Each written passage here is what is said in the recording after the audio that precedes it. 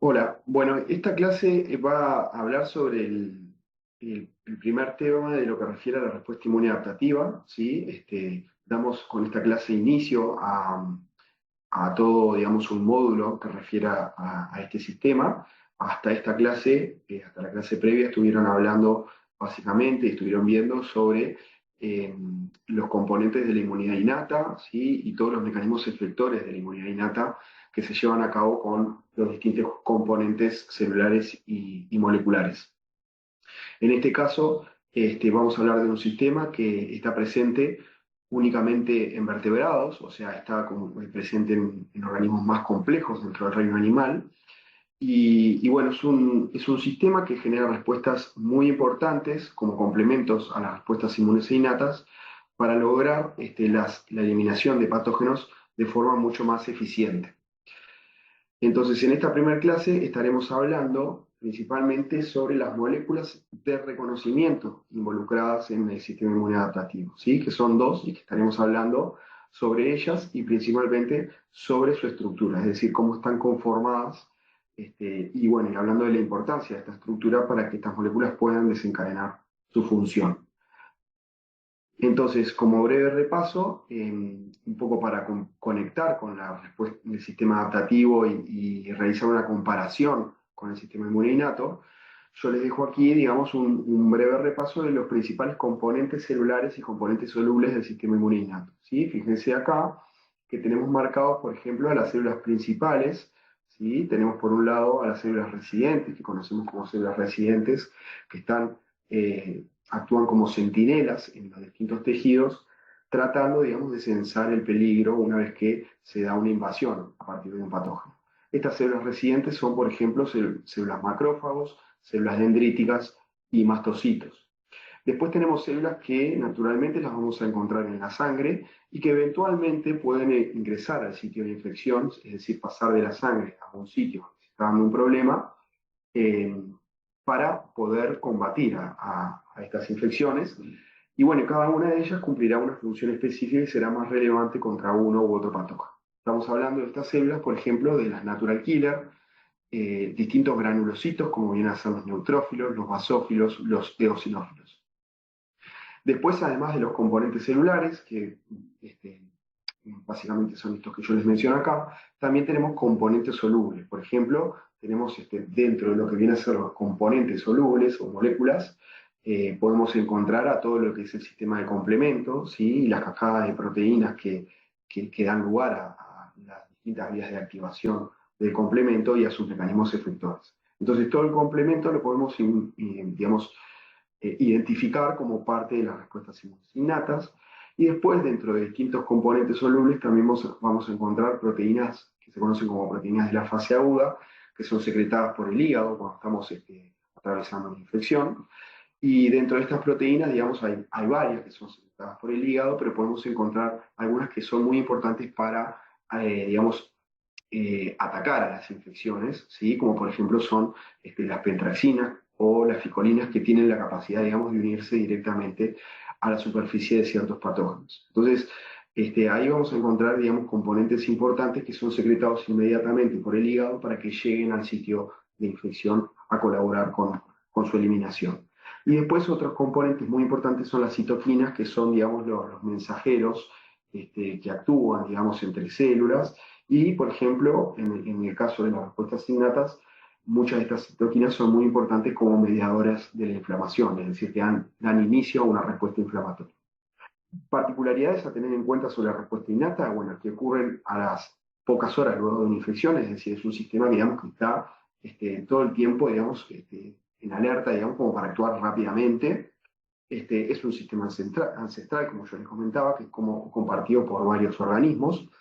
Hay muchísimos componentes que se comparten entre organismos de distintas complejidades. Por ejemplo, podemos encontrar componentes que están en los vertebrados que también vamos a poder encontrar en animales más simples, como por ejemplo artrópodos, o incluso hay componentes que podemos encontrar dentro del reino vegetal.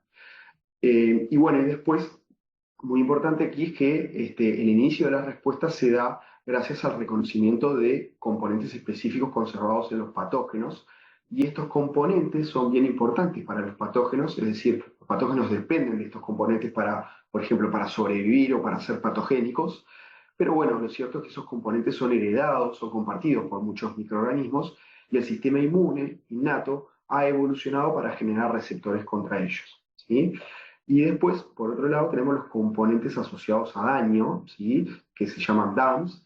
Esos DAMs son componentes propios que no están naturalmente en nuestro organismo, no se ven, digamos, por ejemplo, a nivel extracelular no los vamos a ver, pero cuando estamos en un contexto de una infección que ocurre en heridas o en un contexto de una lastimadura, eh, todo contexto aquel que conlleve daños tisulares o daños celulares va a generar liberación de componentes que en un estado homeostático están dentro de una célula o conformando la matriz extracelular y que bueno, que dada esa ruptura, esa lesión, esos componentes van a ser liberados al medio. Entonces, cuando son detectados en un lugar donde no deben estar, estos componentes son en sí mismos una señal de peligro.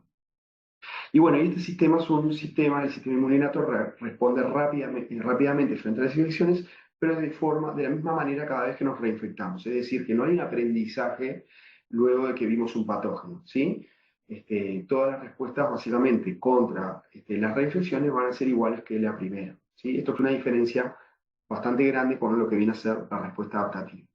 Entonces, pasando a lo que es el sistema adaptativo, cabe preguntarse acá si ustedes conocen, ¿sí?, cuáles son los componentes principales del sistema inmunológico, ¿sí? Básicamente, hablando de vacunas, hablando en las primeras clases del curso, por ahí deben haber escuchado hablar de células importantes del sistema inmunológico y de células y de componentes del sistema inmunológico, ¿sí?, que no hayamos hablado acá. Por ejemplo, una línea celular que no hablamos hasta ahora son, por ejemplo, los linfocitos. Y los linfocitos, que ya los habrán escuchado hablar, conforman lo que viene a ser el sistema inmune adaptativo. Y moléculas importantes del sistema inmune adaptativo, por ejemplo, podemos encontrar a los anticuerpos. Entonces, esto básicamente es el resumen de los componentes principales. Tenemos, por ejemplo, los linfocitos B y los linfocitos T.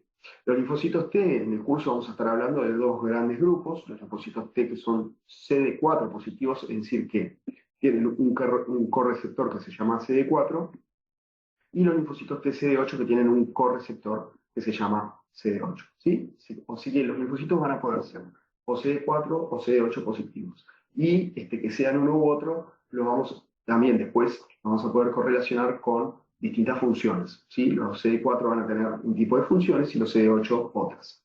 Y bueno, la molécula muy importante son los anticuerpos, ¿sí?, que vamos a estar hablando de ella, y las citoquinas, ¿sí?, siempre las citoquinas muy importantes, mensajeros, que van, digamos, guiando las respuestas contra el patógeno en cuestión que ingresa en ese momento en nuestro organismo, ¿sí? Entonces, las citoquinas es muy importante como para darle perfil a la función efectora de nuestro sistema, tanto sistema inmuninato como adaptativo. Y bueno, como yo les decía, es un sistema presente en organismos superiores, se van a generar respuestas que complementan a las respuestas innatas y se activan luego de que se inicie una respuesta inmunitaria, ¿sí? Entonces es una respuesta que se activa más tarde, ¿sí?, ya sea a los días o a las semanas luego de una infección. ¿Tá? Por lo tanto, es una respuesta, digamos, más retardada, es más lenta en generarse, pero cuando se genera, va a generar mecanismos mucho más eficientes para la eliminación de ese patógeno. Y además mecanismos específicos, es decir, se van a generar específicamente contra esa cepa viral o contra esa cepa bacteriana que ha ingresado. Y bueno, y después cabe preguntarse acá cómo reconoce la presencia de los componentes extraños. Sí, hablábamos de la innata, que son muy importantes los receptores PRRs, que vienen siendo adquiridos a nivel evolutivo por los organismos. En este caso, no hablamos de PRRs, hablamos de receptores que se generan en cada individuo, ¿sí?, de forma muy variable y diversa. Y estos receptores van a tener la capacidad de reconocer componentes extraños, pero esos componentes no van a ser motivos conservados, sino que van a tener el potencial de reconocer cualquier componente de los patógenos, ¿sí? Esos componentes que van a ser reconocidos por estas moléculas los vamos a llamar antígenos, ¿sí? O sea, hablamos del reconocimiento de receptores del sistema inmune adaptativo frente a antígenos de un patógeno, componentes de un patógeno.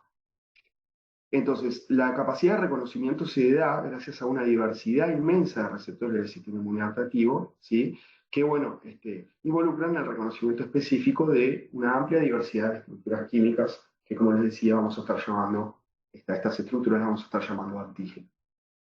Y después otra diferencia muy importante es que este sistema sí tiene la capacidad de generar memoria inmunológica, ¿sí? Y esta es la clave, por ejemplo, para el funcionamiento de las vacunas, ¿sí? O sea, cuando nosotros nos damos dosis de vacunas, lo que nosotros queremos es que nuestro sistema inmunológico se active frente a eso cuando nos estamos vacunando, que se generen respuestas, ¿sí? Ya sea respuestas de linfocitos B y T, respuestas de anticuerpos, y bueno, que esa respuesta, digamos, haya sido activada inicialmente para que cuando nos reinfectamos o cuando nos infectamos por primera vez con ese patógeno, nuestro sistema ya esté, digamos, preparado, ¿sí? Ya lo haya visto previamente para que las respuestas sean más rápidas y más efectivas, ¿sí?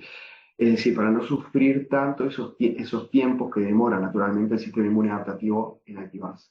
Entonces, las memorias es como que le dan esa ventaja a este sistema porque en el caso de reinfecciones, esa memoria, digamos, se acuerda de esa infección y por lo tanto en una segunda infección, es decir, una reinfección o una infección luego de una vacuna, la respuesta va a ser más efectiva, más rápida y efectiva. Bien, entonces, de todo cómo se dan las respuestas, tanto de respuesta de linfocitos B y de respuesta de linfocitos T, lo vamos a estar viendo en las clases siguientes, ¿sí? Aquí básicamente nos queremos centrar en los dos receptores del sistema inmune adaptativo que básicamente son los anticuerpos y el TCR, ¿sí? Son las dos moléculas de reconocimiento de este sistema. Por un lado están los anticuerpos, que también vamos a conocer como BCRs, cuando estos están formando parte de la membrana de los linfocitos que nos llevan, ¿sí? Estos linfocitos son los linfocitos B. Nosotros en la periferia de nuestro organismo, ¿sí? Quiere decir en todo lo que respecta al sistema circulatorio, linfático y sanguíneo, vamos a estar todo el tiempo con recirculación de linfocitos, ¿sí? La mayor parte de la vida de los linfocitos, de cada linfocito que se genera en nuestro organismo, va a estar, digamos, formado, digamos, de esta forma, ¿no? O sea, así como lo ven acá, como una célula que va a presentar en su membrana a un receptor llamado BCR, ¿sí? El receptor de célula B. Entonces, estos linfocitos que están, digamos, patrullando en todo nuestro organismo, eventualmente se van a encontrar con componentes de un patógeno que ingresó, ¿sí?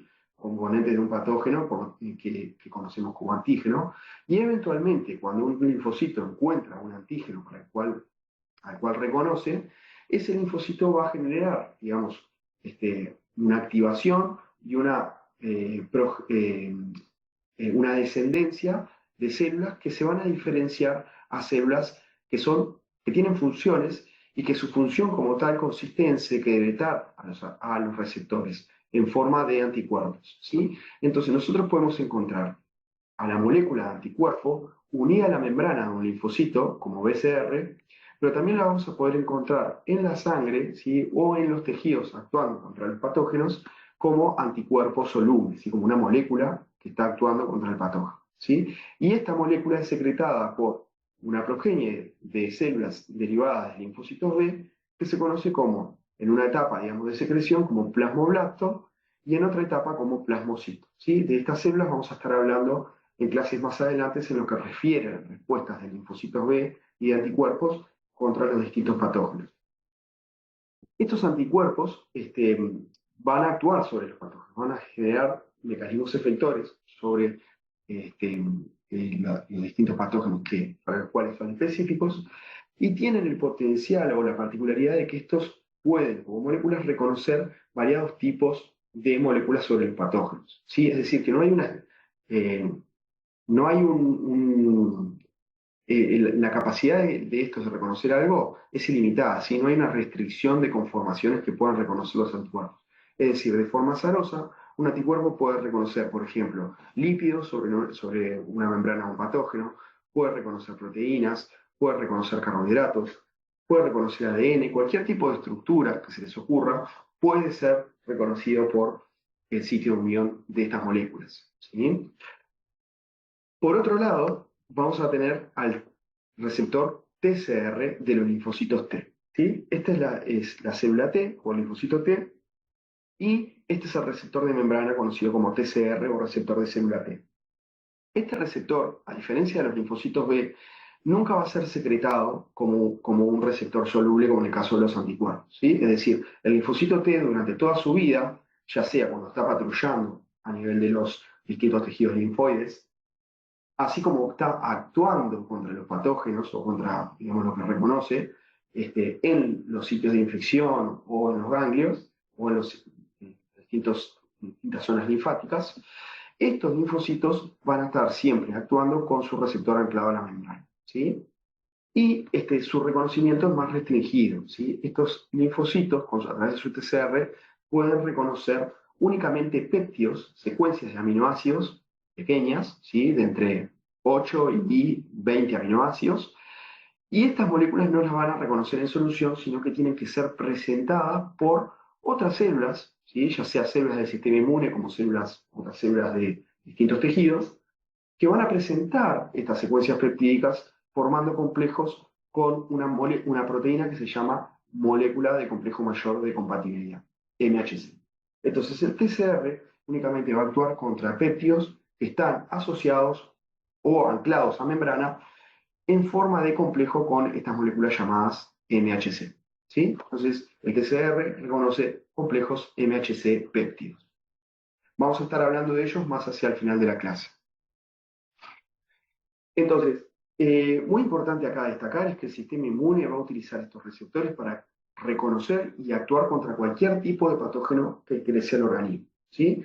Y acá hay una diferencia muy importante con el sistema inmune innato, que es que los reconocimientos, digamos, no son hacia motivos conservados. Como yo les decía, por ejemplo, en el caso de los anticuerpos van a poder reconocer estructuras de aminoácidos, secuencias de aminoácidos, estructuras de proteína o de carbohidratos o de lípidos que son por ahí específicas del patógeno que está entrando. Es decir, no es un motivo que viene conservándose de ese patógeno por el cual están hechos estos anticuerpos. El sistema inmune adaptativo acá se encarga de generar receptores contra lo que va a ingresar. ¿Sí? Es una diferencia muy importante con los receptores de la inmunidad innata que son, digamos, adquiridos a nivel evolutivo y que están hechos para motivos contra esos patógenos que vienen, digamos, teniendo estructuras que se van conservando también a lo largo de su evolución. Entonces, es muy importante acá pensar, ¿sí? Para que ustedes tengan en cuenta, digamos, pensando en los receptores del sistema inmune adaptativo, bueno, ¿cómo creen que el sistema inmune logra generar receptores capaces de reconocer prácticamente a cualquier microorganismo, e incluso cualquier componente del microorganismo, ¿sí? Contra un microorganismo que nunca antes nuestro sistema inmune vio? Es decir, el microorganismo entra a nuestro organismo y de alguna forma nuestro sistema inmune adaptativo se las arregla para generar receptores contra eso. ¿Cómo puede el sistema inmune anticiparse a eso desconocido, ¿no? Y tener receptores para casi cualquier patógeno posible? ¿Va? Es un poco la misma pregunta de otra forma, ¿no? Y además, muy importante, es que no solo logra generar receptores contra cualquier cosa que pueda llegar a entrar, sino que además logra diferenciarlo de lo propio. Es decir, logra evitar reaccionar contra lo propio. ¿Cómo logra? Si puede generar receptores contra lo desconocido, ¿cómo logra evitar que esos receptores que se generen no reconozcan a lo propio? ¿Tá? Algo que podría pasar. ¿Sí? Entonces, esto fue, digamos, una pregunta muy importante en lo que respecta a la ciencia y a la inmunología en sí, ¿no? Y al avance de los conocimientos en inmunología por décadas, ¿sí? Por muchos años. Este, Antes de la década del 50 se sabía, por ejemplo, que en nuestro organismo habían anticuerpos que eran secretados, ¿sí? Que estaban en nuestra sangre y que eran específicos contra los patógenos. Es decir, nosotros nos podíamos vacunar, ¿sí? Por ejemplo, contra la difteria o contra cualquier otro patógeno para el cual ya se había generado vacuna. Y sabíamos que en nuestra sangre luego de la vacunación, ¿sí? O luego de una infección íbamos a encontrar anticuerpos específicos contra ese patógeno. Entonces, de alguna forma se sabía que en nuestro organismo se podían generar receptores contra cosas no propias, contra cosas extrañas, pero a su vez se sabía que no habían, esas moléculas no se estaban generando contra cosas propias, como por ejemplo la albúmina. Es decir, habían anticuerpos contra los distintos patógenos, conocidos hasta ese momento, pero no se generaban anticuerpos contra cosas que estaban naturalmente en nuestro cuerpo, como por ejemplo la albúmina sérica, ¿sí? Entonces, eso fue una cuestión muy importante hasta la década del 50, que se propuso una teoría que hasta hoy en día es aceptada, que se conoce como la teoría de la selección clonal. Y esta teoría de la selección clonal se basa básicamente en que el sistema inmune adaptativo es capaz de generar, primero, una amplia diversidad de clones distintos cuando los linfocitos B y los linfocitos T están en su desarrollo, ¿sí? Tanto en la médula ósea como en el timo, ¿sí? Los linfocitos B van a ver en clases más adelante que su desarrollo va a ser básicamente en la médula ósea, mientras que el desarrollo de los linfocitos T va a ser básicamente en el timo, es decir, va a haber un estadio inicial en la médula ósea que luego va a viajar al timo y en el timo se va a completar todo el desarrollo de estos linfocitos.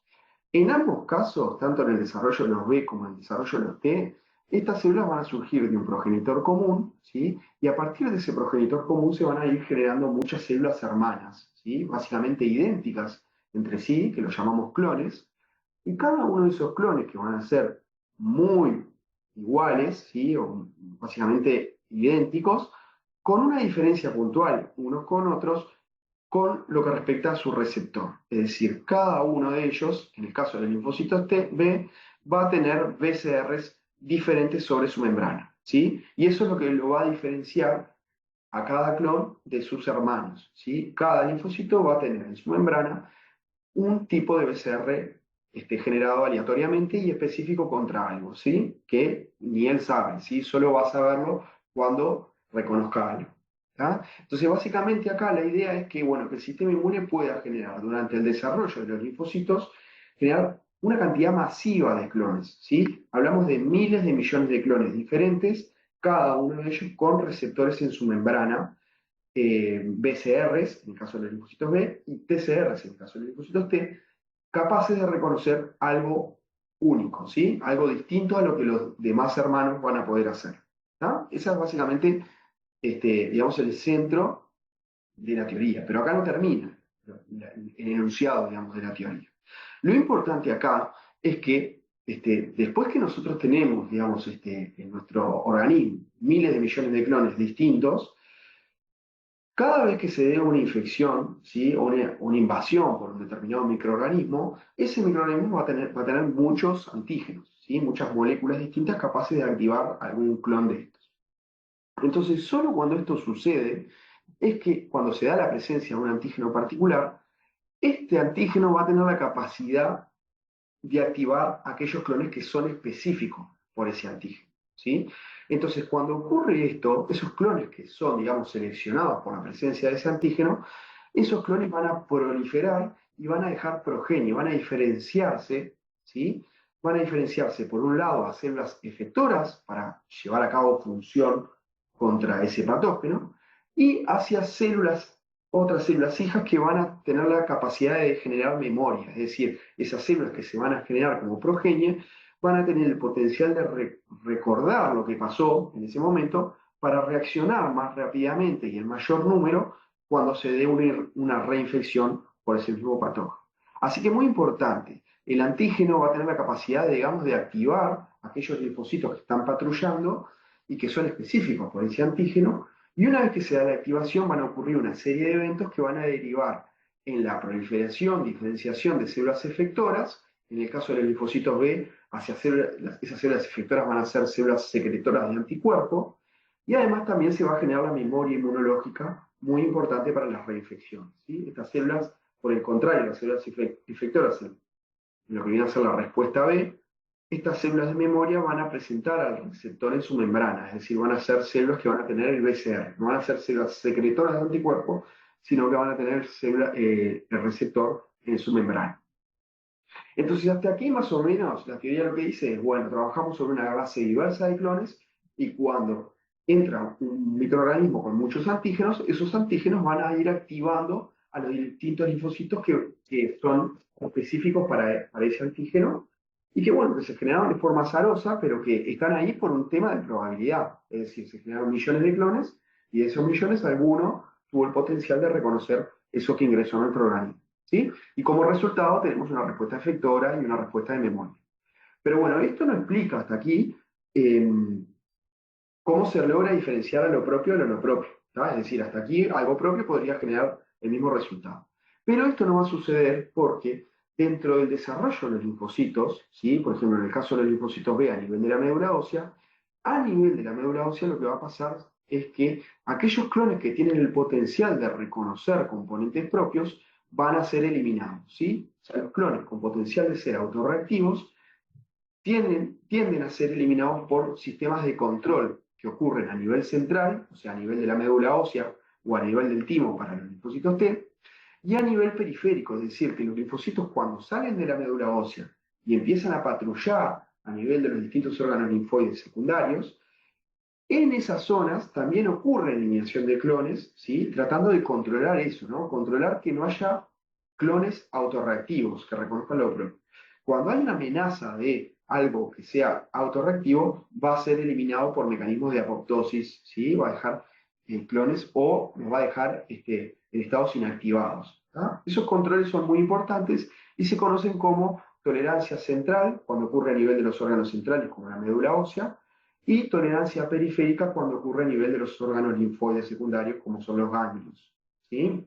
Entonces, esa parte de tolerancia la vamos a estar viendo también en clases siguientes que vamos a estar hablando sobre desarrollo y respuesta del sistema inmune adaptativo. Bien, entonces, pasando a hablar, digamos, de la estructura de los receptores, es importante saber de primera mano que los dos receptores, tanto el BCR como el TCR, van a compartir ciertas similitudes. Yo, la primera parte de la clase les voy a estar hablando de la estructura de los anticuerpos y después al final de los TCR, pero sabiendo que hay muchas cosas que se comparten a nivel estructural entre las dos moléculas. ¿Sí? Pero bueno, primero hablar del BCR, que el BCR, digamos, se presenta así en membrana.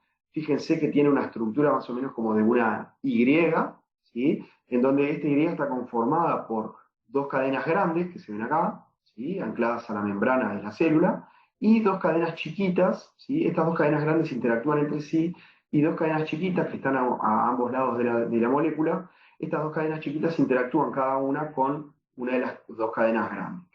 Y luego estos BCR pueden ser secretados, como les contaba, en el caso de una activación por antígeno, pueden ser secretados por células plasmocitos o plasmoblastos en forma de anticuerpos. ¿Sí? La estructura del anticuerpo es básicamente igual a la del BCR, pero nada más que esta molécula va a ser secretada al medio. En el caso del TCR del linfocito T, como ven acá, estamos hablando únicamente de dos cadenas, ¿sí? Y estas dos cadenas van a estar siempre ancladas a la membrana. ¿Sí? Estaremos hablando de ellas más hacia el final. Entonces, para hablar de la estructura de estas proteínas, es importante que ustedes tengan en cuenta los conceptos básicos de la estructura de las proteínas que los puedan recordar, ¿sí? O sea, es importante más o menos tener idea cómo está conformada una proteína.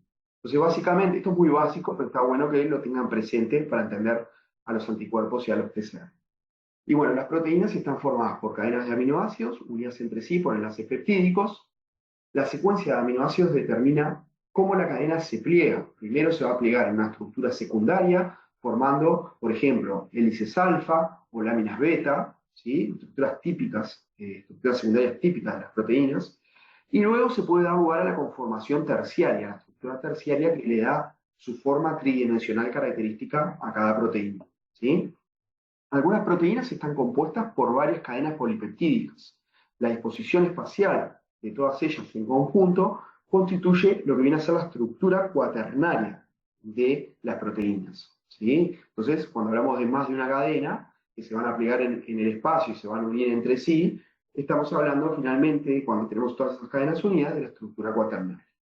Y bueno, muy importante es que dentro de una proteína es posible identificar dominios funcionales, ¿sí? Que son unidades estructurales compactas, estables, que son responsables de funciones específicas dentro de la molécula. Por ejemplo, a nivel de una enzima, es muy importante el sitio activo de la enzima que corresponde a un dominio funcional de esa proteína, ¿sí? Es decir, la enzima por ahí es una proteína bien grande, pero su dominio funcional es una porción bien pequeña que tiene que estar bien conformada gracias a lo que viene a ser toda la estructura global de la proteína. Bueno, estos dominios, por ejemplo, es muy importante tenerlos en cuenta a nivel de la estructura de los anticuerpos y los PCR, ¿sí? En ambos casos, las cadenas de los anticuerpos y de los PCR va a estar subdividida en el espacio por dominios funcionales llamados dominios de inmunoglobulina, ¿sí? Es decir, cuando nosotros hablamos de una cadena, de un anticuerpo o de un TCR, sabemos que esas cadenas van a tener varios dominios repetidos de inmunoglobulinas. Y esos dominios son básicamente estructuras de 110 aminoácidos que es lo que esas estructuras de 110 aminoácidos se van repitiendo a lo largo de la cadena. Y se van a plegar en el espacio formando esta estructura, básicamente, esto es una estructura secundaria del dominio de inmunoglobulina, que forma dos hojas beta antiparalelas. Esta es una hoja beta por acá y esta por acá es otra. Esas hojas beta están formadas por muchas hebras beta, se muestran acá las flechitas, estas son hebras beta, que básicamente van interactuando unas con otras, ¿sí? Y van siendo estabilizadas unas con otras por numerosos puentes de hidrógeno que se van dando entre los residuos de aminoácidos, ¿sí? Entre los distintos residuos de aminoácidos que conforman la cadena polipeptídica. Entonces ahí se van dando interacciones entre el hidrógeno del grupo amino, por ejemplo, de un aminoácido, y el oxígeno del grupo carbonilo de otro. Y eso va estabilizando las hebras y le van dando una conformación muy estable a lo que viene a ser el dominio inmunoglobulino. Y bueno, lo que conectan a esas hebras beta son regiones más flexibles, ¿sí? Que están como sueltas a nivel del dominio, que se conocen como se conocen como loops o bucles que van conectando, ¿sí? Son como vueltas que van conectando a cada una de esas hebras que se van formando a lo largo del dominio, ¿sí? Fíjense cómo tenemos acá distintos loops o bucles para abajo y para arriba otros distintos que se muestran acá, ¿sí? Cuando se da la estructura terciaria del dominio de inmunoglobulina, encontramos esta estructura típica que podemos ver a nivel, por ejemplo, de cristalografía de proteínas. Podemos ver típicamente que se forma esta estructura que se conoce como sándwich beta, en donde todas las hebras beta quedan como amontonadas en el centro, digamos, del dominio, y por fuera de las hebras beta, digamos, hacia los dos lados, van a salir como desparramadas lo que vienen a ser los loops o los bucles del dominio, ¿sí? Para un lado y para el otro, ¿sí? Entonces, por un lado quedan como bien estructuradas las hebras beta juntas y hacia los extremos vamos a ver salir, digamos, a esas vueltas, este, bucles o loops que conforman el dominio. Entonces, cuando hablamos de la estructura del anticuerpo, sabemos que el anticuerpo tiene dos cadenas grandes que yo les comentaba hoy, que se conocen como cadenas pesadas, y dos cadenas chicas que se conocen como cadenas livianas. Fíjense que la cadena pesada está conformada por cuatro dominios de inmunoglobulina, como están acá, al menos cuatro. Eso depende, después van a ver, de la clase del anticuerpo. En este caso yo les muestro un anticuerpo que tiene un dominio variable, se conoce como dominio variable, y un dominio constante CH1, un dominio constante CH2 y un dominio constante CH3. Esta cadena pesada, esta a su vez va a interactuar y va a estar unida a la otra cadena pesada que es idéntica, ¿sí? Es decir, está codificada por el mismo gen, y estas dos cadenas se van a asociar, van a interactuar entre sí a través de ciertas interacciones no hidrofóbicas, perdón, no covalentes, pero muy importante por algunas uniones covalentes mediadas a través de cisteínas que se encuentran a lo largo de la cadena, sobre todo a nivel de este dominio, ¿sí? El dominio CH2. Después tenemos la cadena liviana, que fíjense que a diferencia de la pesada, solo tiene dos dominios, ¿sí? Tiene un dominio variable y un dominio constante, ¿sí? Como yo les comentaba anteriormente, estas cadenas livianas se van a asociar a una parte de la cadena pesada, ¿sí? Fíjense acá cómo tenemos la cadena liviana unida aquí, y esta otra cadena liviana que es idéntica a esta otra, va a estar unida a la otra parte a la otra cadena, básicamente. Y estas uniones también son, digamos, establecidas por uniones covalentes formadas a través de puentes de disulfuro por cisteínas, que se encuentran a lo largo de las cadenas.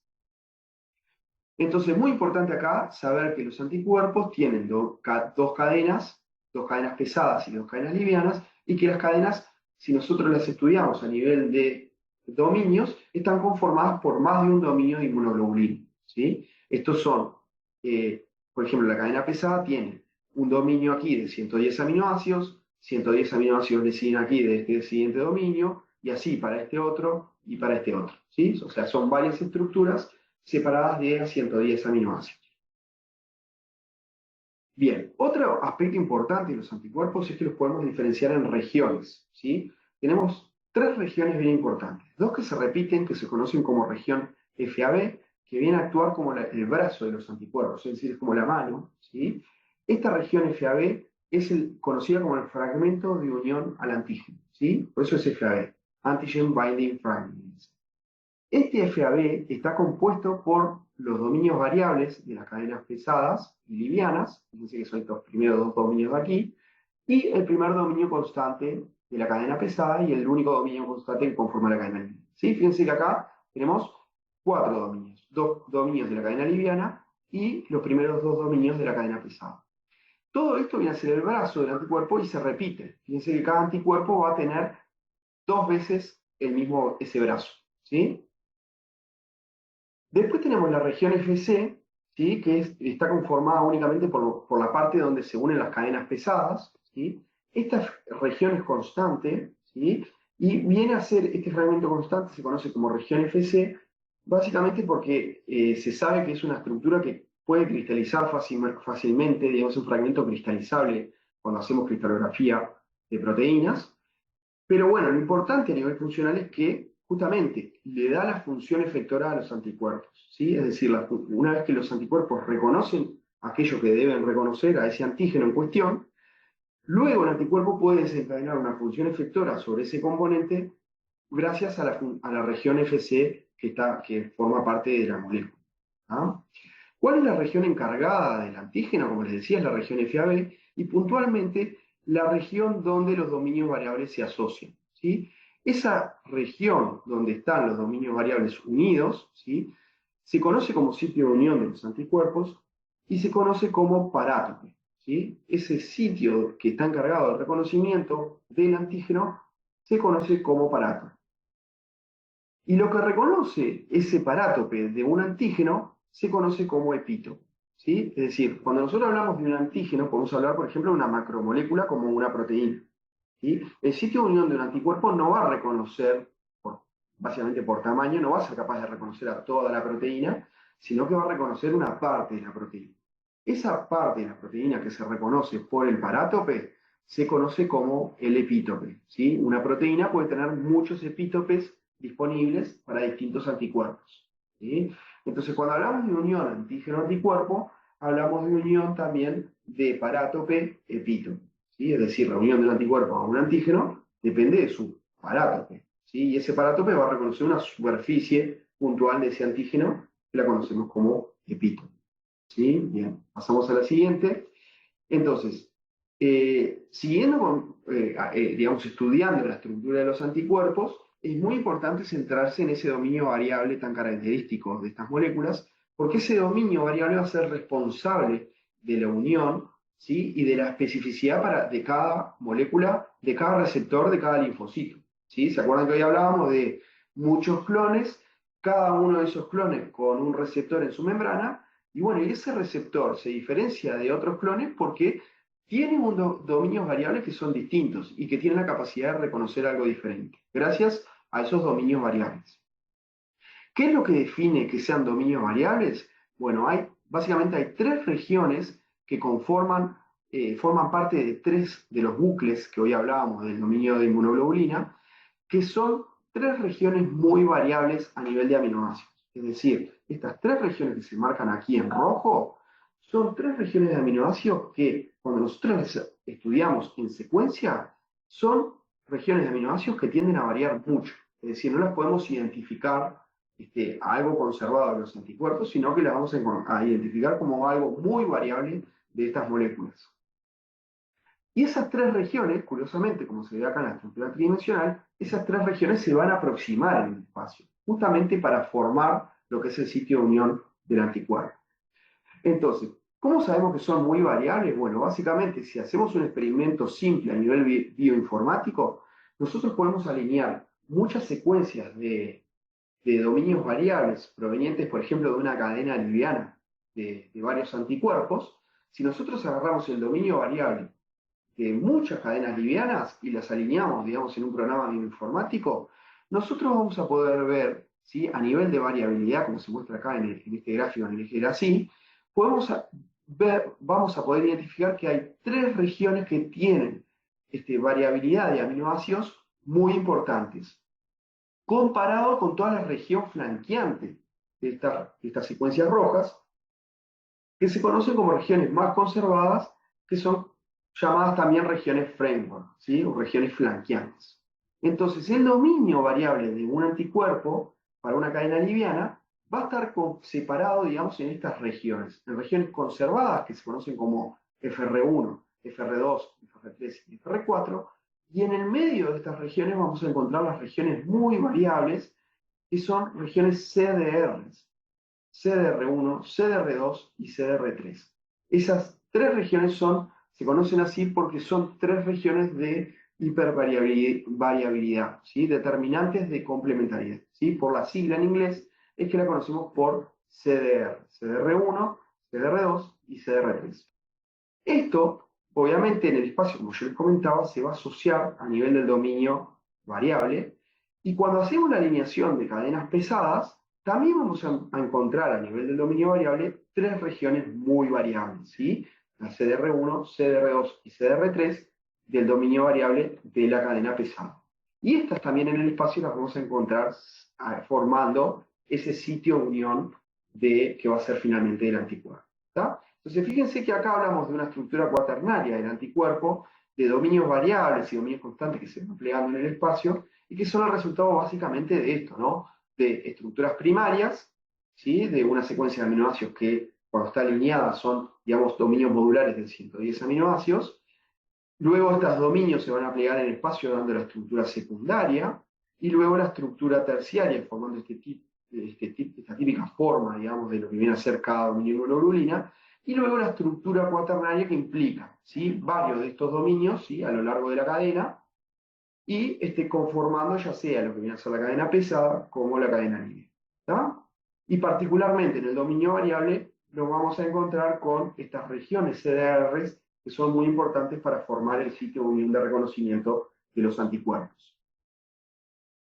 Hablemos del parátope entonces. El parátope, si nosotros lo analizamos a nivel de cristalografía, ¿sí? Este es el parátope típico de un anticuerpo que podemos encontrar. Por un lado tenemos el dominio en verde, que es el dominio variable de la cadena liviana, y por otro lado el dominio variable de la cadena pesada. Fíjense cómo en el espacio se acercan estos dos dominios y cómo todas las regiones CDRs van a estar muy próximas en el espacio para dar lugar al sitio de unión del parátope, ¿sí? Fíjense, por un lado tenemos al CDR1, CDR2 y CDR3 de la cadena liviana, y el CDR3, CDR1 y CDR2 de lo que viene a ser la cadena pesada. ¿Sí? Y acá es muy importante cómo está dispuesto siempre el CDR3, porque es la región que sabemos que en los anticuerpos es la más importante en lo que respecta al reconocimiento de antígenos. ¿Sí? Esta región siempre va a ser la más variable dentro de los dominios y es la región que está como más expuesta para interactuar con los antígenos. Fíjense acá que está dentro del centro del parátope, ¿sí? Formando, digamos, como la cama, ¿sí? Como lo que viene a ser donde se va, digamos, a establecer, digamos, la superficie del antígeno interactuar aquí con el parátope, ¿sí? Esta superficie del parátope obviamente es muy distinta a nivel estructural entre los anticuerpos, ¿sí? Es decir, la topología del parátope, ¿sí? La superficie del parátope varía de anticuerpo en anticuerpo, ¿sí? Y esa superficie, digamos, va a variar y según cómo varíe, esa superficie va a tener, digamos, más chance de reconocer distintos tipos de moléculas, ¿sí? Porque no es lo mismo, ¿sí? Que un anticuerpo, que el sitio de unión de un anticuerpo reconozca una molécula pequeña a que reconozca, por ejemplo, una molécula grande, ¿sí? La topología de unión va a ser distinta, ¿sí? Es muy importante pensar acá que para la unión anticuerpo-antígeno, tiene que haber una complementariedad de superficies, ¿sí? Es decir, que el anticuerpo genera una superficie que interactúe lo mejor posible con ese antígeno que va a reconocer. Entonces, de esta forma, cuando tenemos anticuerpos contra una secuencia de pocos aminoácidos, es muy probable que lo que suceda es lo que se ve, por ejemplo, en esta figura, donde esa superficie de péptidos va a terminar como una especie de hendidura de paratope, ¿sí? Es decir, va a terminar como sumergida dentro de un paratope, ¿Por qué? Porque esto le da más posibilidad de interactuar, le da más posibilidad de interacción entre la superficie. Si el péptido, una secuencia péptida termina sumergida dentro de un paratope, ahí se va a dar, por ejemplo, una mayor posibilidad de interacciones entre la superficie del paratope y el antígeno. Por otro lado, muy distinto es pensar en una proteína, donde una proteína puede tener, digamos, regiones de aminoácidos muy extensas que son más grandes que lo que puede ser un paratope. Entonces aquí la superficie de los paratopes tienden a ser muy extendidas sobre lo que viene a ser el dominio variable de cada cadena. ¿Sí? Fíjense acá cómo este paratope se extiende a lo largo de toda esta superficie respecto a este otro. Básicamente acá lo que busca, digamos, la interacción es que se dé, digamos, una mayor, digamos, interacción entre residuos del paratope de este sitio de unión con la mayor cantidad de residuos posibles dentro de la superficie de la proteína. ¿Sí? O fíjense este caso extremo, donde se ve cómo sale del paratope una secuencia, digamos, de residuos hacia el espacio para que puedan interactuar con la superficie de este antígeno que tiene una cavidad. ¿Ah? Esto no, para entender bien cómo es esta situación, no es que el linfocito va a generar un receptor acorde a lo que está ingresando.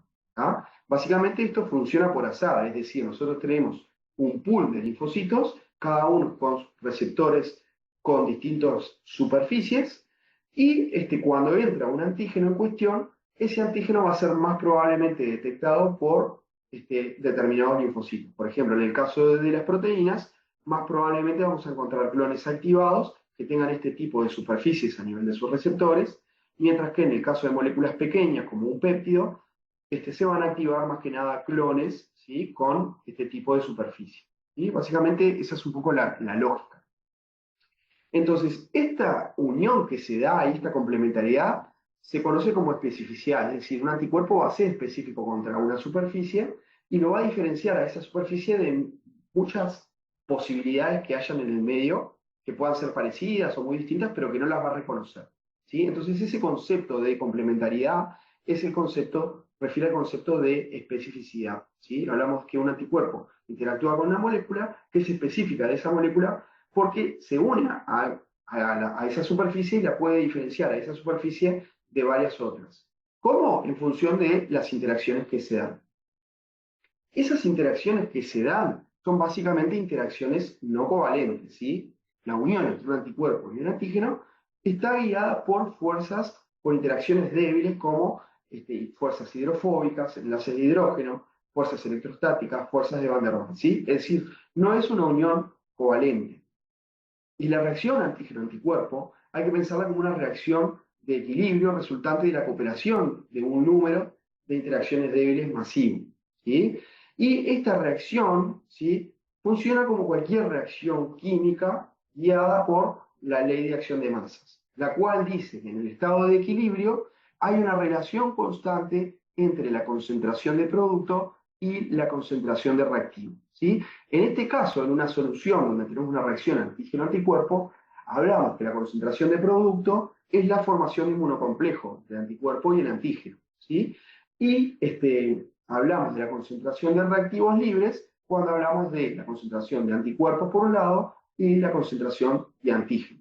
¿Tá? Entonces, solo se va a dar una reacción antígeno-anticuerpo cuando los anticuerpos son específicos para ese antígeno. ¿Sí? Y cuando eso se da, esa reacción va a estar más favorecida a la formación de inmunocomplejo o menos favorecida dependiendo de la constante de asociación o inversamente de la constante de disociación. Entonces, la constante de disociación habla de la fuerza de unión entre un antígeno y un anticuerpo. Y esa fuerza de unión es lo que nosotros conocemos como afinidad de los anticuerpos. ¿Sí? Hablamos que un anticuerpo se une muy fuertemente a un antígeno porque su constante de disociación es muy chica, es decir, tenemos cuando es muy chica, ¿qué quiere decir? Que el equilibrio va a estar mayormente desplazado hacia la formación de inmunocomplejo. Entonces, si tenemos un favorecimiento de la formación de inmunocomplejo a pequeñas concentraciones de antígeno-anticuerpo, eso quiere decir que la unión del anticuerpo con el antígeno es una unión de alta afinidad. Por el contrario, si el equilibrio es más desplazado a la concentración de antígenos y anticuerpos libres, hablamos de que las fuerzas de unión son bajas, la fuerza de afinidad baja, porque la constante de disociación es una constante de disociación básicamente alta. ¿Sí?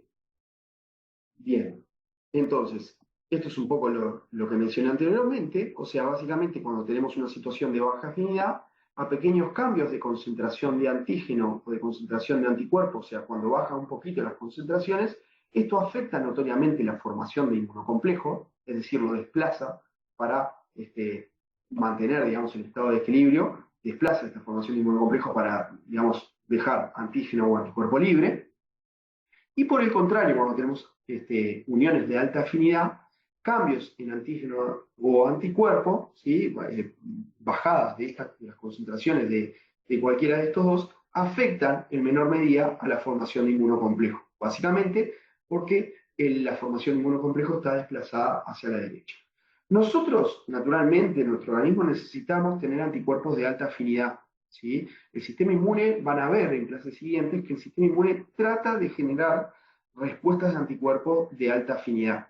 ¿Sí? ¿Y por qué es muy importante para nuestro sistema inmune generar anticuerpos de alta afinidad? ¿Sí? Eso es una pregunta que por ahí ustedes se tienen que hacer, ¿no? ¿Por qué queremos tener a nivel biológico, para qué nos sirve que los anticuerpos sean buenos en cuanto a su unión y no débiles, ¿sí? Que no sean de unión débil?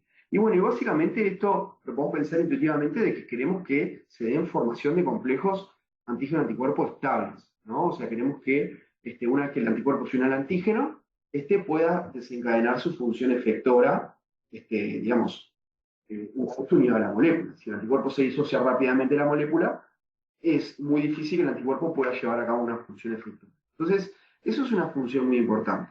Pero después hay otras razones. Por ejemplo, es muy importante que los anticuerpos sean buenos cuando nos encontramos frente a una situación donde, por ejemplo, nos invade un patógeno que secreta toxinas a baja concentración y que esas toxinas son muy dañinas a baja concentración. Si las toxinas son malas a baja concentración y los anticuerpos que tenemos se unen débilmente, por ahí esos anticuerpos que están generándose no van a ser funcionales porque no logran formar un complejo estable a las concentraciones mínimas de la toxina.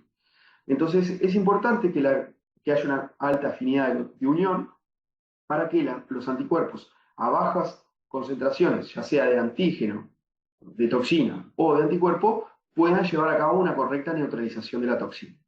Lo mismo en el caso de reinfecciones, cuando nos reinfectamos con un virus, ¿sí? Y luego de varios años, ¿sí? Después que pasó mucho el tiempo y nuestra concentración de anticuerpos va bajando en la sangre, nos volvemos a infectar. Si nos volvemos a infectar, queremos que esos anticuerpos sean, que sean funcionales. Entonces, a esa baja concentración de anticuerpos, queremos que haya una función y por lo tanto es muy importante que esos anticuerpos a baja concentración tengan una buena afinidad. ¿Sí? Y bueno, lo último, como les comentaba, asegurar la formación de complejos antígeno-anticuerpo estables.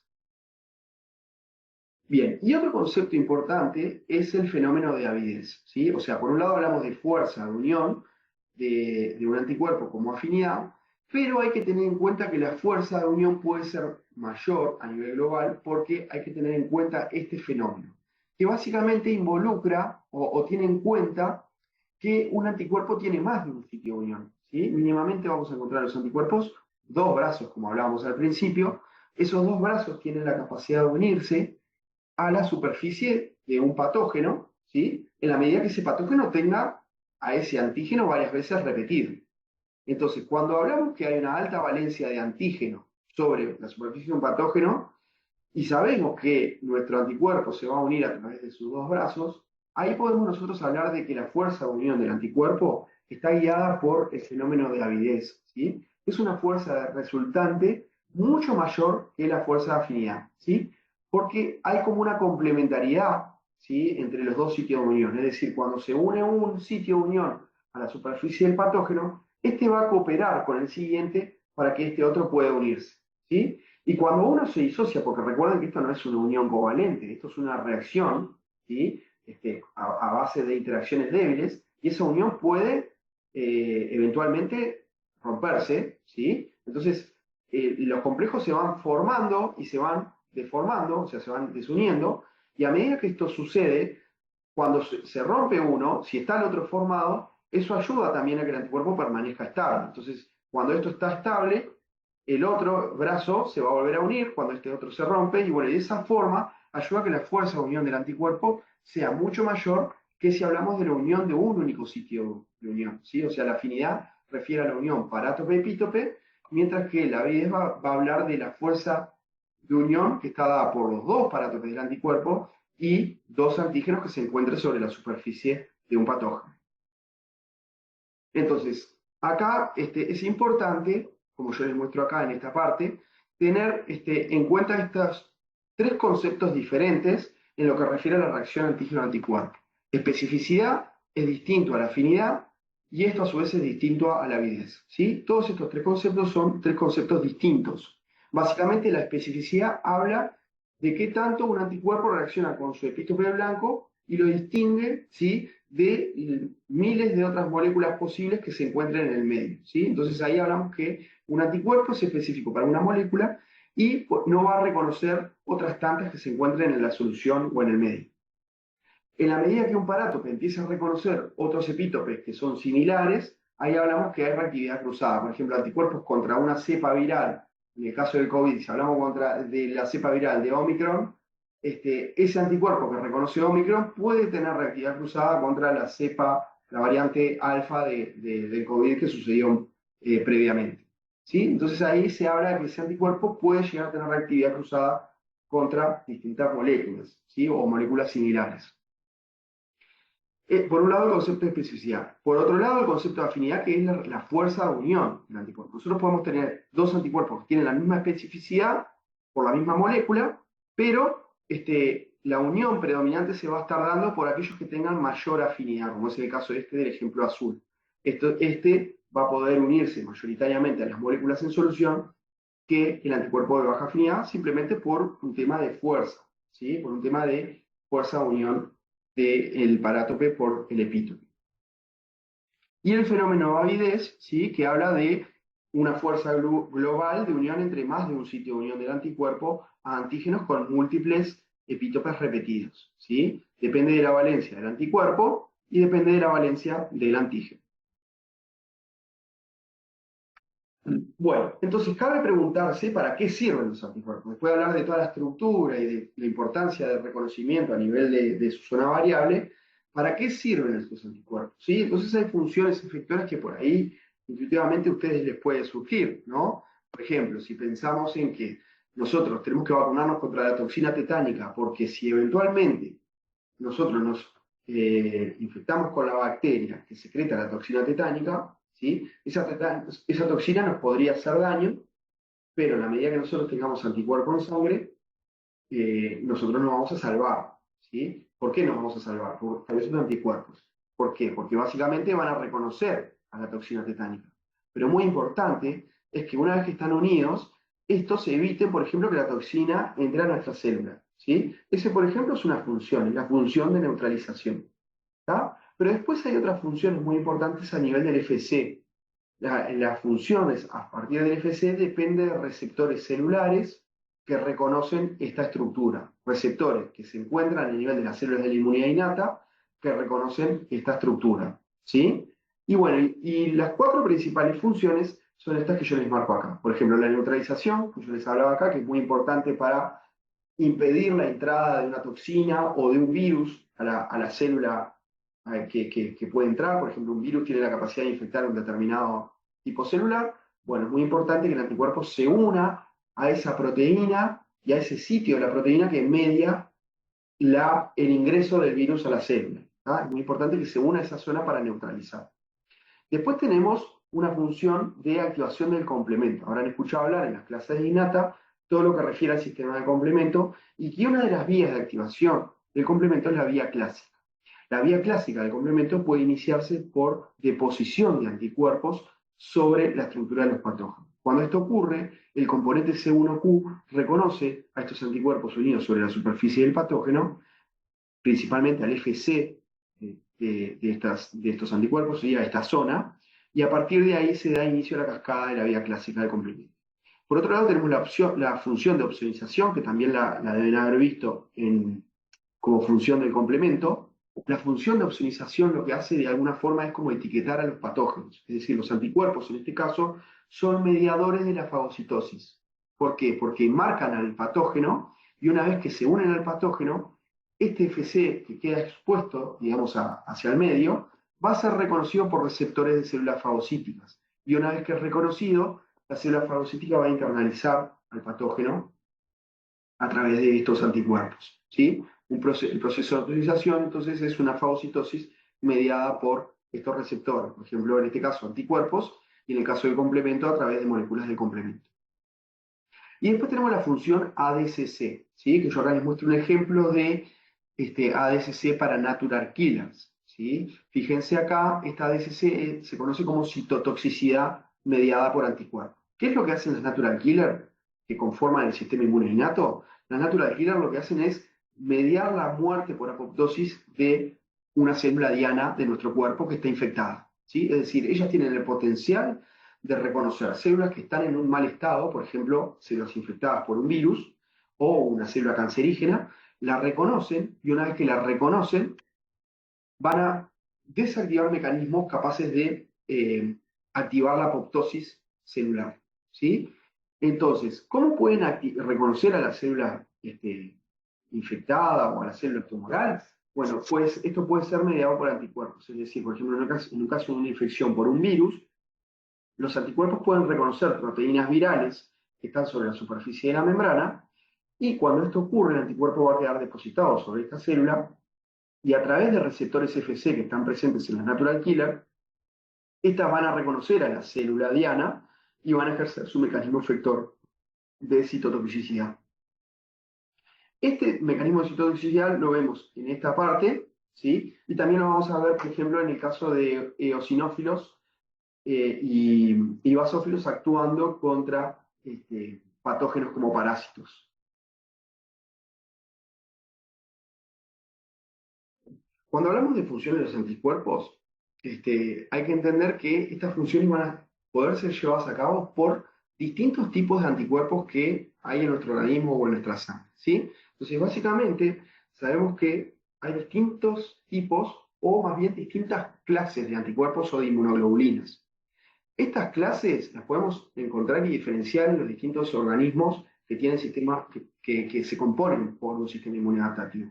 Por ejemplo, en humanos sabemos que tenemos estas 5 clases, ¿sí? Tenemos las clases IgG, IgM, IgD, IgA e IgE, ¿sí? Y están codificados por estos genes que se muestran acá arriba, ¿sí? Gamma, mu, delta, alfa y epsilon codifican para la IgG, IgM, D, A y E.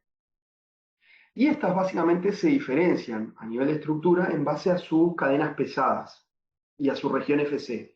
Fíjense, por ejemplo, como la IgM tiene 3 dominios constantes que conforman el FC, mientras que la IgG tiene 2, ¿sí? O la IgA también tiene 2, mientras que la IgE también tiene 3 dominios constantes.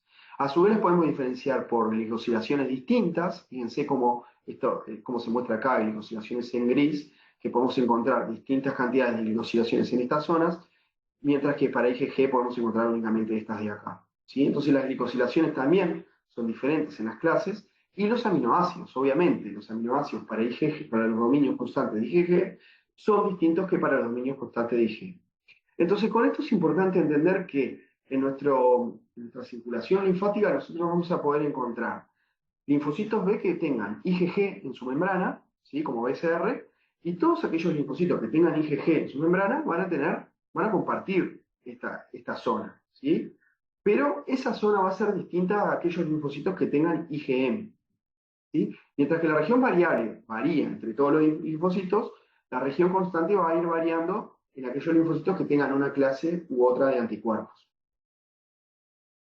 A su vez, no solo podemos encontrar clases de anticuerpos, sino que a partir de su secuencia nosotros podemos definir subclases. Por ejemplo, podemos encontrar subclases de IgG1, IgG2, IgG3, IgG4, o también podemos encontrar subclases de IgA1 e IgA2.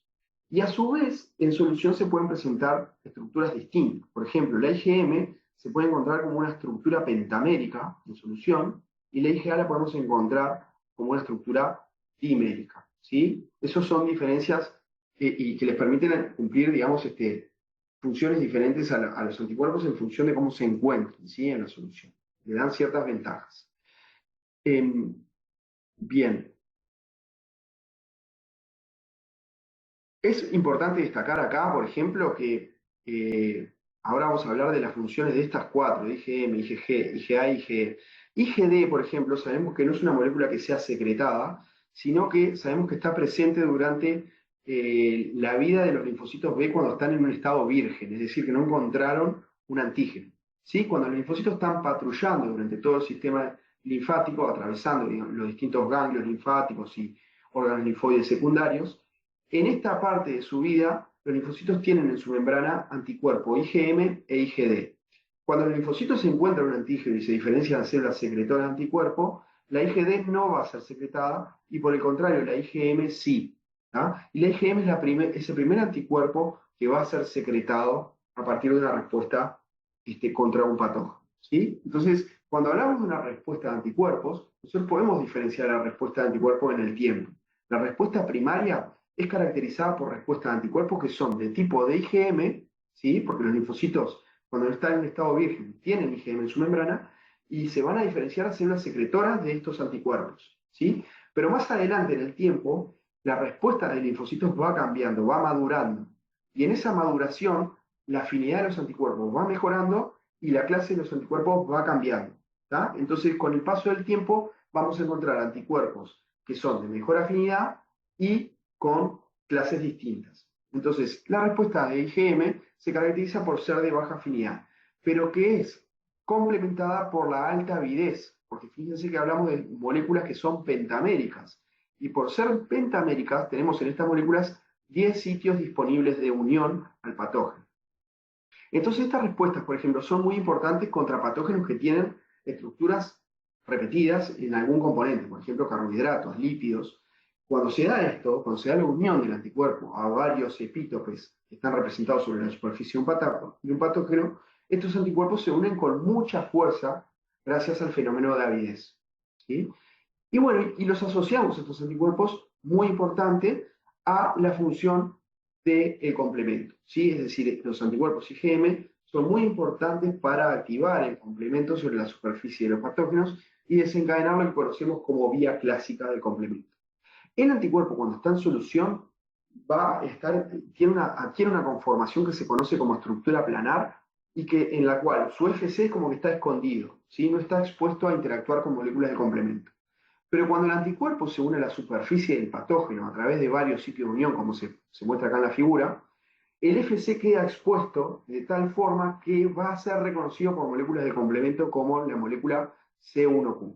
Cuando esto ocurre, C1q va a dirigir la activación de la vía clásica del complemento para que el complemento luego ejerza sus funciones inhibitoras que ya vimos en clases anteriores.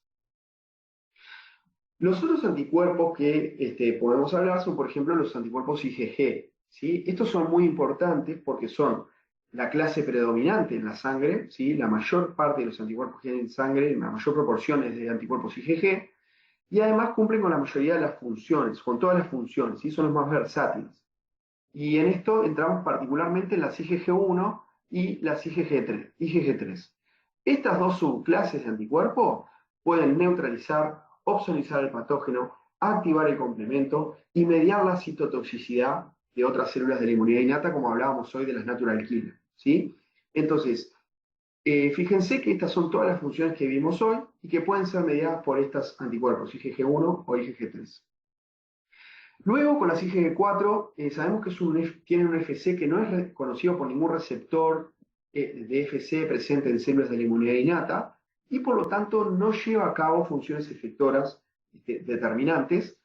Se sabe, por ejemplo, que es muy importante para competir por el anticuerpo encargado de generar las alergias, que es la IgE, que vamos a ver ahora a continuación. Entonces parece que tiene un rol muy importante en la protección contra alergias. ¿sí? Y después la IgG2 es un anticuerpo que identificamos en un tipo de respuesta de anticuerpos que se conoce como respuesta T independiente de anticuerpos. Ustedes van a ver en clases siguientes que las respuestas más comunes que se dan de anticuerpos contra los patógenos requieren de la colaboración de linfocitos T, ¿sí? Estas respuestas de anticuerpos que requieren la colaboración de linfocitos T son respuestas T dependientes. Son respuestas, claro, las más convencionales, vamos a decir. Pero muchas respuestas que se dan de anticuerpos que se dan de forma más que nada inmediata, ¿sí? Rápida, son respuestas que no requieren de la colaboración T y por lo tanto son respuestas que se conocen como respuestas T independientes. Cuando se dan este tipo de respuestas, sobre todo contra patógenos que tienen muchos, básicamente carbohidratos, por ejemplo, en cápsulas de algunas bacterias o en la pared de algunas bacterias, en estos casos, cuando se dan este tipo de respuestas, las clases de anticuerpos que van a predominar son IgM e IgG2. ¿Sí? Eso también lo vamos a ver en clases siguientes. Después, la IgA, vamos a ver que es un anticuerpo que es predominante a nivel de las mucosas. ¿Sí? Es muy importante, por ejemplo, para controlar, ¿sí? El ingreso de patógenos desde zonas de intercambio, como por ejemplo a nivel del aparato digestivo o a nivel del aparato respiratorio, ¿no? Del sistema respiratorio. En esas zonas donde hay una capa epitelial y digamos que separa digamos, el interior con el medio, ¿no? Y donde hay mucus también que tienen que estar ayudando para la eliminación de patógenos, también vamos a encontrar la presencia de anticuerpos IgA ayudando, ¿sí? A mantener, digamos, a esa flora que puede ser perjudicial, manteniéndola, digamos, por fuera de nuestras barreras. ¿Sí? Entonces, por ejemplo, a nivel de lo que viene a ser el epitelio intestinal, fíjense que acá en el diagrama tenemos lo que es la capa epitelial conformada por células epiteliales, y dentro de esa capa epitelial, o sea, en el interior, vamos a encontrar una capa subepitelial llamada lámina propia, en donde vamos a tener linfocitos B secretando anticuerpos diméricos IgA. Estos anticuerpos diméricos IgA pueden atravesar la capa epitelial hacia el lumen intestinal para colaborar con el mucus para eliminar a los patógenos que estén ahí tratando de ingresar, ¿no? Entonces, ¿cómo se logra esto? Por un proceso que se conoce como transitosis y que se inicia a partir del FC que interactúa con el receptor FC, un receptor FC presente en la cara apical de las células epiteliales, ¿sí? En esta zona de la célula epitelial. Cuando el IgA interactúa con este receptor, se va a mediar una endocitosis del receptor, y esto conlleva la introducción, digamos, de la IgA, que va a viajar a nivel intracelular hacia la otra cara de la célula. Momento en el cual va a ser secretada al medio, ¿sí? Como un anticuerpo IgA, formando complejo con parte del receptor, ¿sí? Que se conoce como componente secretorio. Este complejo es muy importante para unirse a los posibles patógenos, ¿sí? Y neutralizar su ingreso, ¿sí? Y también promover su remoción con ayuda del mucus que está en constante dinámica para ir removiendo, digamos, todos los patógenos oportunistas que se encuentran en la zona, ¿no? Y que están ahí, digamos, en alta proporción porque es una zona de contacto con el ambiente. Esta molécula es muy estable a la acción de enzimas proteolíticas que hay aquí en alta concentración que están actuando en pro de la eliminación de los patógenos, ¿sí? Y de la degradación, el manejo y la degradación de los nutrientes y toda esa parte, ¿no? Digamos, de nutrición. Bueno, además de eso, estas cantidades de enzimas proteolíticas que están en altas concentraciones podrían potencialmente degradar a los anticuerpos secretados al medio, pero esto no sucede porque, digamos, resultan ser al final moléculas muy estables a todo este tipo de degradación. Bien, después tenemos la IgE, por último, que se asocia a respuestas alérgicas y contra parásitos, ¿sí? Esta IgE dirige la acción de los eosinófilos contra parásitos y larvas de insectos, o sea que es muy importante contra este tipo de infecciones, y los eosinófilos cuando reconocen a través del FC de la IgE, son capaces de granular su contenido, que básicamente es liberar enzimas y componentes tóxicos para ese patógeno, ¿sí? Es como una liberación directa porque la célula entra en estrecho contacto con el patógeno gracias a través de estos anticuerpos IgE que interactúan con el patógeno, pero a su vez también interactúan con la célula, a través de su FC y un receptor FC que está presente en la célula. A su vez, se encuentran formando parte de los mastocitos y basófilos a través de receptores de alta afinidad. Es decir, el mastocito va a estar sensando el peligro, ¿sí?, a nivel de los tejidos, pero con presencia de IgE en sus membranas, ¿sí? Entonces, cuando se da el ingreso a algún tipo de alguno de estos tipos de patógenos, los mastocitos, por ejemplo, van a degranular su contenido, que entre otras cosas es una degradación de alta concentración de histamina, un potente mediador inflamatorio, ¿sí? Entonces, muy importante para luchar contra los patógenos, pero a su vez, este componente es muy importante en las situaciones de alergia, ¿sí? Cuando ingresa un alergeno que es reconocido por una IgE presente en la superficie de los eosinófilos tienden a degranular histamina en presencia de estos alergenos, y por lo tanto son el resultado de las enfermedades de alergia que ven, ¿sí? Es un mecanismo, digamos, no deseado, generado por la presencia de anticuerpos IgE. Bueno, pero lo importante acá, y yo les dejo acá un resumen, es que la región FC de los anticuerpos va a mediar, ¿sí? Dependiendo de la función FC y de la clase de anticuerpos que hablemos, vamos a poder asociar eso a distintas funciones de los anticuerpos, ¿sí? Básicamente porque el FC va a ser reconocido por algo distinto, ¿sí? El FC, por ejemplo, un IgM puede ser reconocido por C1q de complemento, o el FC de IgG puede ser reconocido por receptores de células fagocíticas y por lo tanto la IgG puede opsonizar y mediar la fagocitosis de un patógeno. Bueno, y así sucesivamente. Por eso acá yo les dejo una tablita con las distintas funciones del sistema inmune que se llevan a cabo gracias a la presencia de anticuerpos y de regiones FC de distintos anticuerpos. Y a su vez también el FC va a dirigir la migración de los anticuerpos. Es decir, vamos a encontrar algunos anticuerpos a nivel del epitelio, por ejemplo, a nivel de las mucosas, vamos a encontrar IgA, que puede estar, digamos, en contacto con el epitelio a partir del receptor que es específico para el IgA. El transporte a través de la placenta solo puede ser logrado por las IgG1 y las IgG3, básicamente porque hay receptores a nivel de la placenta que son específicos para estas clases. Y bueno, y así sucesivamente, ¿sí? La leche materna también, vamos a tener anticuerpos, por ejemplo, los anticuerpos IgE que pueden ser transferidas al feto, ¿sí? Al feto no, perdón, al recién nacido, y el recién nacido cuando ingiere eso puede, digamos, incorporar IgA a través de su sistema digestivo, de su sistema, digamos, de digestión, ¿no? Por el cual consume los alimentos. Parte de esos nutrientes va a ser la adquisición de IgA. Bien, cambiando un poco de tema, los anticuerpos son muy bien valorados a nivel de biotecnología, ¿sí? Porque son muy importantes como herramientas, ya sea terapéuticas como diagnósticas, ¿sí? E inicialmente los anticuerpos se usaban a partir de animales, es decir, se utilizaban eh, animales como fuentes productoras de anticuerpos para que a partir de ellos nosotros podamos obtener reactivos que pudieran ser usados para estos fines, ¿sí?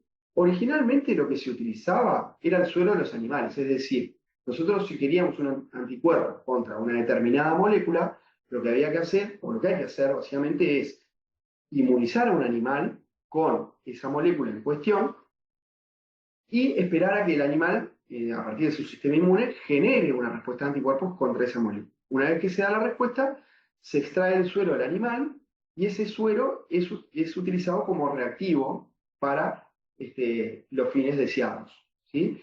Ese suero se conoce como fuente de anticuerpos policlonales. ¿Por qué son policlonales los anticuerpos? Bueno, básicamente porque la respuesta nunca es monoclonal, nunca es a partir de un linfocito B, ¿sí? La respuesta siempre involucra muchos linfocitos B que se fueron activando contra distintos epítopes de esa molécula que se introdujo en el animal, ¿tá? Entonces hablamos de una respuesta de varios linfocitos B diferentes, cada uno de ellos, cada uno de esos clones con un receptor distinto y capaz de secretar un anticuerpo distinto. Por lo tanto, tenemos una población heterogénea de anticuerpos que conocemos como respuesta de anticuerpos policlonales. Estos reactivos se siguen utilizando hoy día, pero son reactivos que son difíciles de caracterizar porque provienen de un pool de anticuerpos. Es decir, tenemos varios anticuerpos con distintas especificidades, es decir, que reconocen distintas partes de las moléculas. A su vez reconocen con distintas fuerzas de unión, porque los anticuerpos tienen distintas afinidades diferentes, y por lo tanto es una respuesta variada, difícil de caracterizar. Entonces, muy importante a partir de esto fue el surgimiento de tecnologías que permitieron la generación de anticuerpos monoclonales, ¿sí? En ese caso, los anticuerpos monoclonales se pueden generar a partir de la misma fuente de animales, por ejemplo, haciendo inmunización de ratones, pero en este caso, a continuación, en vez de extraer el suero de los animales, una vez que estos respondieron contra ese componente, una vez que se dio una respuesta, en vez de extraer el suero, lo que se hace es extraer células del animal y a partir de esas células realizar trabajos experimentales, es decir, a nivel del laboratorio, para generar células a nivel in vitro capaces de producir un único anticuerpo, es decir, aislar clones secretores de anticuerpos, inmortalizarlos para que esos luego en el laboratorio sean una fuente secretora de anticuerpos. Entonces, todo este proceso lo que involucra es hacer una selección de clones secretores de anticuerpos. Y una vez que tenemos un clon deseado, ese clon va a ser, digamos, utilizado casi que infinitamente para producir el anticuerpo que nos interesa. ¿Ah? Entonces, como trabajamos, hacemos un trabajo muy importante a nivel de laboratorio, el resultado es tener una línea celular, por ejemplo, productora de anticuerpos, y esos anticuerpos, en este caso, van a ser anticuerpos de un solo tipo, con una especificidad única y con una afinidad única. Entonces, esto puede ser fácilmente caracterizado, podemos ver qué sitio lo reconocen, qué zona del antígeno reconocen, con qué fuerza lo hacen. Bueno, podemos tenerlo con altos niveles de pureza y demás. Son reactivos que son muy valorados porque se pueden caracterizar para su uso, ¿sí? Pueden ser muy bien caracterizados. Entonces, hoy en día los anticuerpos, sobre todo los anticuerpos monoclonales, tienen muchas aplicaciones, como les decía, a nivel terapéutico, por ejemplo, pueden ser aplicados como fármacos en enfermedades inflamatorias, por ejemplo, del tipo autoinmunes, así como también en terapias contra el cáncer, ¿sí? Son terapias que hoy siguen siendo muy costosas, pero que cada vez tienen más relevancia porque han logrado complementar muy bien y en muchos casos sustituir a lo que es el uso de quimioterapias.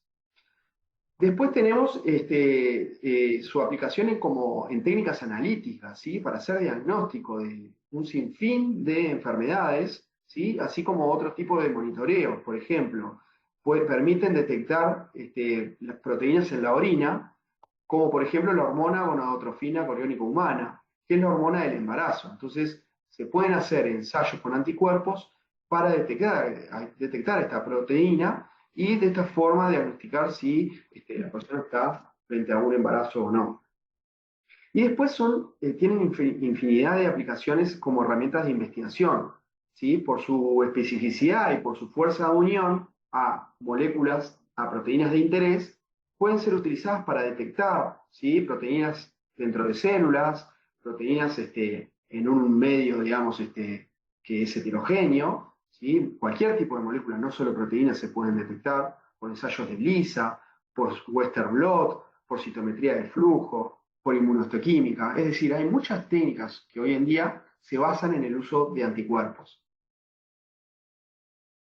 Bueno, pasando ahora a los TCR, si se acuerdan, habíamos dicho que comparten varios similitudes con la estructura de los anticuerpos. Para empezar, es que están conformados por cadenas, ¿sí? Por más de una cadena, y a su vez esas cadenas están, digamos, básicamente las podemos diferenciar dentro de su estructura por dominios de inmunoglobulina, es decir, están conformadas por más de un dominio funcional y que esos dominios tienen esa característica típica del dominio de inmunoglobulina, ¿sí? Entonces, fíjense acá que yo les muestro dos tipos de TCRs que encontramos en nuestro organismo, ¿sí? Aparte de linfocitos T que van a presentar un tipo u otro tipo de TCR, que son los TCR alfa, beta y gamma delta. Cada uno de estos TCRs está conformado por dos cadenas, ¿sí? Fíjense, tenemos la cadena alfa y la cadena beta, y la cadena gamma y la cadena delta. Y estas dos cadenas, ¿sí? Están conformadas por un dominio variable, ¿sí? Que ya se podrán imaginar a qué corresponde este dominio variable, al igual que los anticuerpos, tendrá, digamos, la funcionalidad de reconocer a los antígenos, y el dominio constante, tienen un dominio constante marcado en azul, que este dominio le va a dar, digamos, la capacidad, va a tener la particularidad de que le permite a este receptor unirse, anclarse a la membrana, ¿sí? A la membrana de la célula.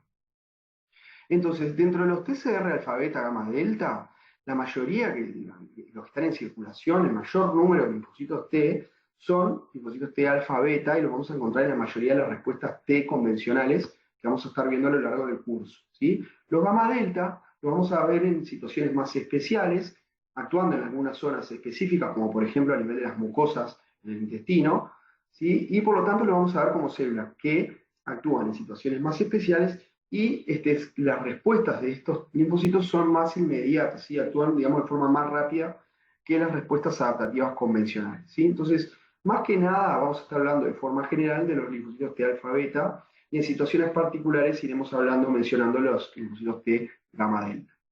Estos linfocitos T alfa beta, que tienen estos receptores TCR, ya habíamos dicho que forman parte de la membrana de los linfocitos T durante toda su vida. Es decir, cuando están como linfocitos T vírgenes patrullando en todo el organismo a nivel de toda la circulación linfática y sanguínea, estos linfocitos, cuando no se encuentran con un antígeno, van a tener a este receptor en su membrana.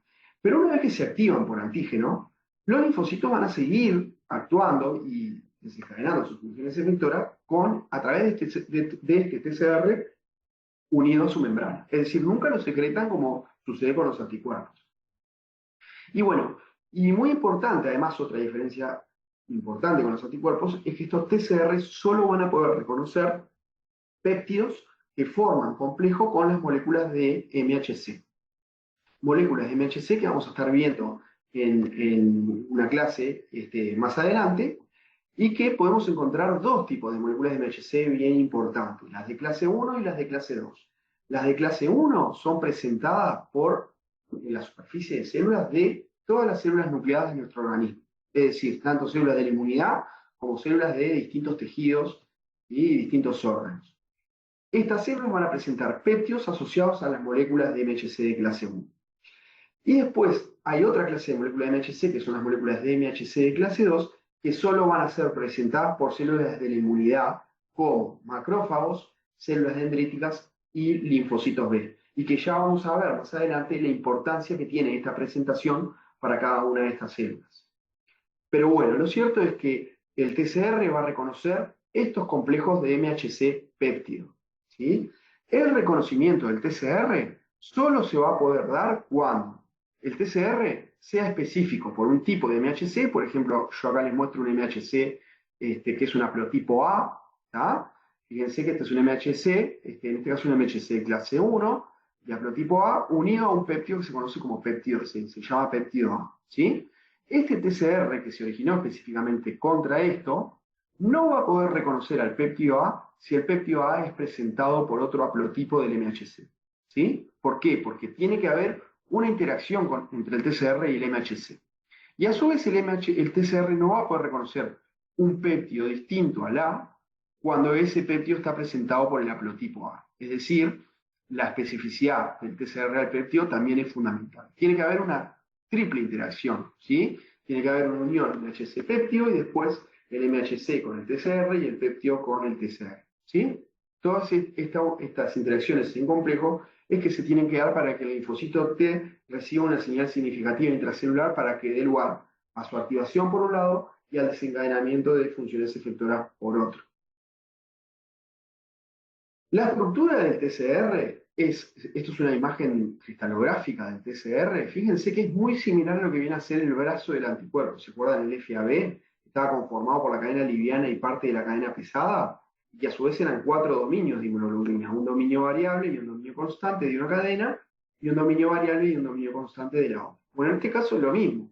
El TCR alfa beta o gamma delta va a tener un dominio variable alfa con un dominio constante alfa asociado a un dominio variable beta con un dominio constante beta, dando lugar a lo que viene a ser toda la estructura, digamos, de reconocimiento del receptor. ¿Sí? Bien, ¿y para qué sirve el TCR? Bueno, como yo les decía, por un lado van a permitir que los linfocitos T a nivel de los órganos linfoides secundarios, como por ejemplo los ganglios, cuando estos linfocitos están patrullando, digamos, en distintos ganglios, eventualmente van a encontrar células presentadoras de antígeno que presentan péptidos para el cual su TCR sea específico. Y si esto se da en un contexto de una infección, este linfocito T virgen, que es virgen hasta que encontró al péptido derivado de esa infección, este linfocito va a poder verse activado gracias a la interacción con ese MHC péptido y al contexto de la infección que es, digamos, traído, digamos, por la célula presentadora desde el sitio de infección. Por ejemplo, aquí juega un rol muy importante las células dendríticas. ¿Sí? Las células dendríticas son muy importantes como mediadores de activación entre la respuesta inmunológica y la respuesta adaptativa, porque una vez que se da la activación de la respuesta innata en el sitio de infección, células dendríticas en ese sitio se van a activar, van a incorporar componentes del patógeno que van a presentar en sus moléculas de MHC y van a migrar a los ganglios linfáticos drenantes de ese sitio. Cuando llegan a los ganglios linfáticos y se encuentran con linfocitos T específicos por esos antígenos peptídicos, estos linfocitos T, gracias a señales de las células dendríticas que están activadas, que están maduras y activadas, que llegan al ganglio maduras y activadas, van a sentir, digamos, que hay una infección y van a poder verse activados, ¿sí? En ese contexto. Una vez que se activan, los linfocitos T van a diferenciarse se van a diferenciar a células efectoras, ¿sí? Y acá es muy importante tener en cuenta que tenemos dos grandes grupos de linfocitos T. Por un lado tenemos los linfocitos TCD8, que cuando estos se activan, van a poder diferenciarse a células T citotóxicas efectoras, ¿sí? Y estos linfocitos T activados van a poder migrar al sitio de infección y van a tratar de encontrar células que están padeciendo una infección, por ejemplo, una infección viral. Cuando los linfocitos T reconocen una célula infectada a través de su TCR, van a promover la muerte por apoptosis de esas células. ¿Sí? Entonces, los linfocitos T CD8 son linfocitos T citotóxicos que, cuando logran detectar en el sitio donde está el problema, logran detectar a las células que están padeciendo a la infección, logran promover su muerte. ¿Con el fin de qué? De que esa infección no se disemine, es decir, hace una muerte controlada de la célula para que la infección no vaya a diseminarse, es decir, que quede contenida en esos cuerpos apoptóticos que van a quedar derivados de la muerte de esa célula. Por otro lado, tenemos la respuesta de linfocitos TCD4. ¿Sí? Cuando un linfocito TCD4 se activa a nivel del ganglio, acá van a ocurrir diferenciaciones de estos linfocitos, y las diferenciaciones acá pueden ser más variadas. Los linfocitos TCD4 pueden diferenciarse según el contexto de la infección y del ambiente que genera esta célula presentadora.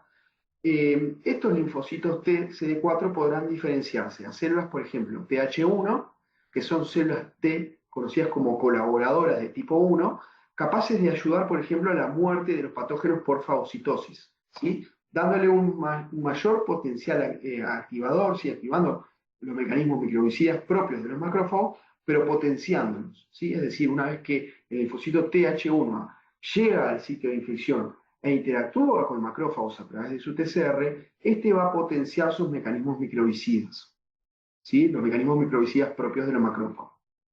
Por otra parte, tenemos los linfocitos TH2, que son muy importantes en las respuestas contra parásitos, ¿sí? Y helmintos, y entre otras cosas va a promover el reclutamiento de células como eosinófilos y mastocitos, así como también la secreción de ciertos tipos de anticuerpos por células B o células plasmáticas derivadas de células B.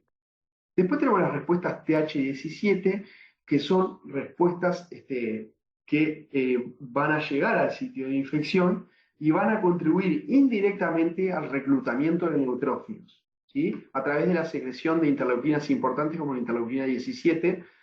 Y bueno, indirectamente eso va a mediar a través de otras células de tejidos para promover el reclutamiento de células neutrófilos hacia el sitio de infección. Y de esa forma potenciar las respuestas contra por ejemplo, patógenos extracelulares, ¿sí? Después tenemos otras células que son las foliculares colaboradoras, que se quedan en el ganglio y van a ayudar a la activación de las células B a secretar anticuerpos, ¿sí? Estas células van a ayudar a lo que conocemos como respuestas de anticuerpos T dependientes, o sea, son muy importantes para que se dé toda la activación de los linfocitos B y su diferenciación hacia células secretoras de anticuerpos.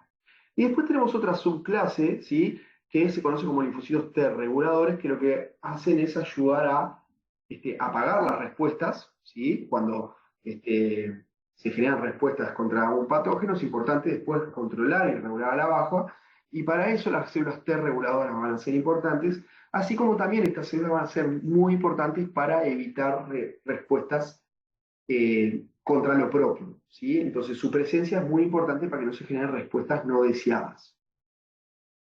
Bien, entonces así es el conjunto de linfocitos T, ¿sí? Estas diferenciaciones, activación y diferenciaciones se dan en el ganglio a raíz de una inicial activación de linfocitos, básicamente a través de la interacción entre el TCR y moléculas de MHC péptidos que están presentadas por células que conocemos como células presentadoras.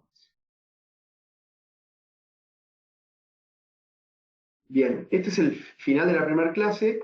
En la que viene vamos a seguir hablando de receptores, pero vamos a hablar básicamente de cómo se genera la diversidad de los receptores, más que nada a nivel molecular, ¿sí? Es decir, tener una idea cómo surge, cómo se da que cada linfocito después pueda tener un único tipo de receptor distinto a los demás clones, ¿sí? Y bueno, y ahí vamos a ver que hay mecanismos moleculares muy interesantes que aprender.